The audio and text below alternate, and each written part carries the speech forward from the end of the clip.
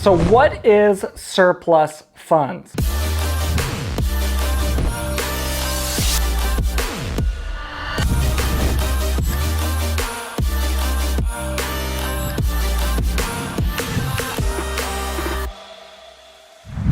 Hey guys, Spencer Van here, and if you're new to the channel, welcome. I am very excited about today's video because I'm going to be answering the question of what is surplus funds. So if you're just hearing about this for the first time, maybe you've heard of something called mystery money, and you've heard of surplus funds. Maybe you've heard of the term overages before. Maybe you've heard of a term excess proceeds before. There's all these different terms to describe really what a surplus fund is, and I'm going to be explaining exactly what that is on today's video. So I'm very excited, but more importantly, before I explain what it is, I'll tell you why it's important. You know, right now, there is an unprecedented opportunity to go out there and create an income from home using the power of surplus funds. I'm going to be explaining, again, how to do that in this video today. I want to start with kind of a little bit of an origin story for you. I first discovered surplus funds not through my own, efforts of researching or anything about it. In fact, at the time, it felt I knew about I was a big real estate guy, every real estate strategy I could hear of at that point. But things weren't going well for me, and my mentor, David Church, shout out to David, introduced me to surplus funds through his real estate club. Fast forward, and we're here today. So I just point that out to you because just like many people did,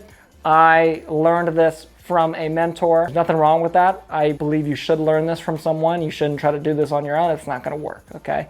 Every successful person ever has their own mentor, coach, leader, teacher, whatever you want to call it. Now, with that being said, I'm not here to pitch you my course, so don't buy my stuff. I'm just here to tell you that you should have someone teach this to you. Hopefully that could be me, but up to you. All right, so what is surplus funds? Well, surplus funds is simply a term that we have deemed to mean money that is owed to someone that is currently being held by a third party, okay? So there's money that we sometimes refer to as mystery money or lost money, but it's money. It's money that's out there that's being held and owed to someone over here, but it's being held by a third party because this person over here either doesn't know how to claim it or doesn't even know that it exists. Now, surplus funds break down into 4 major categories. Technically, there's 5. I'm only gonna teach you 4 in today's video because these are the main 4 that we do. 5th one, I'm not as familiar with, so I'm not gonna jump into that one, okay? The first is called state funds. Now, state funds is simply money, again, held by a third party, but instead of a local courthouse or something like that, it's held by the state government.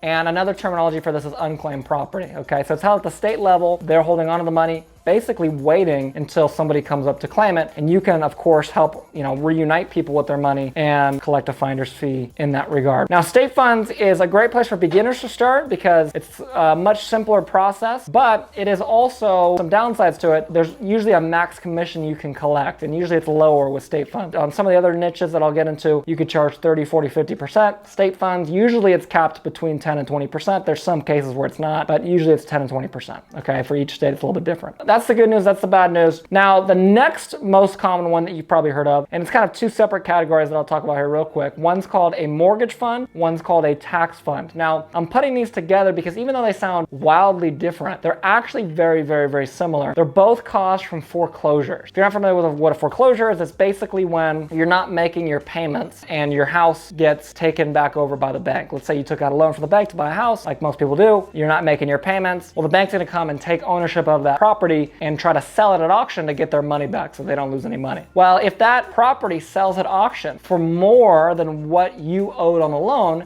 that extra amount is a surplus fund, and specifically it's called a mortgage fund, okay? A tax fund is basically the same thing, except instead of not paying back the bank, you're not paying on your taxes. So they come in and they take the property and then they flip it, okay? Either way, if there's more left there than what the bank or you're out on taxes or whatever the case is, that could be a surplus fund, either a mortgage fund or a tax fund, okay? Now, the 4th most common one is what we call a bankruptcy fund. And this is money that's left over that's owed to someone after a bankruptcy, okay?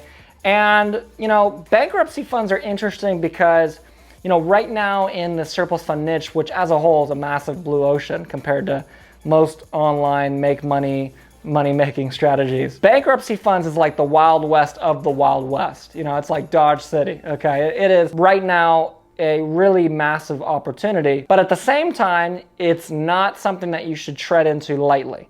What do I mean by that? Well, You know, surplus funds, there's very few people that have done it successfully at a high scale. Listen, there's a lot of people on YouTube that, you know, have gone out, made $5,000 a month, $10,000 a month with surplus funds, and now they're gurus. There's very few people like myself and my business partner, David, and all of our students that we can show you, hey, we've helped a ton of people get way past $10,000 a month, 20,000, 30, 40, 50. I mean, we have students doing literally $200,000, $250,000, $300,000 a month. And that's not in deal, that's in collected finder's fees, right? That they get to keep. There's very few people that have done that. And there's basically no one that has done that yet with the bankruptcy. Now we're working on it, right? We're hoping to get there, but there's no one that's really done that yet with the bankruptcy. So just be careful who you listen to there, because there's a lot of fake information, a lot of false news.